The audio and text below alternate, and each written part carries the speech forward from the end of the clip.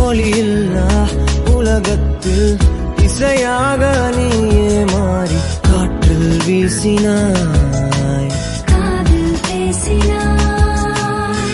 மொழியில்லா மௌனத்தில் விழியாலே வார்த்தை கோர்த்து கண்ணால் பேசினாய், கண்ணால் பேசினாய்.